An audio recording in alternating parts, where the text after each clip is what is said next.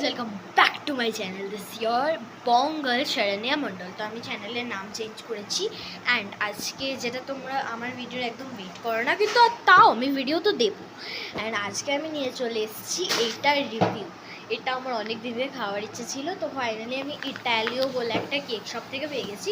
আমি অলরেডি খুলে নিয়েছি অ্যান্ড টেস্ট করে নিয়েছি, বাট তারপর মনে পড়লো ভিডিও ওয়াই নট। সো ঠিক আছে, কন্টেন্ট কি বহুত কমি হ্যাঁ দোস্ত, তো চলো ট্রাই করি। আমি এটা কটন ক্যান্ডি ফ্লেভারের নিয়েছি, বাট এটা স্ট্রবেরি ফ্লেভারেরও অ্যাভেলেবল। সো এটা মানে খুব ক্রিমি অ্যান্ড খুব টেস্টি, মানে আমার তো পার্সোনালি খুব ভালো লেগেছে।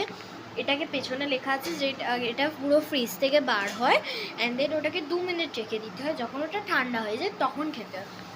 I just love this and আমি তোমাদের জন্য, তোমাদের দেখানোর জন্য এটা একটু প্লেটে বার করেছি।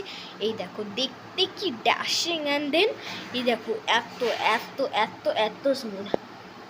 I just love it, so try please.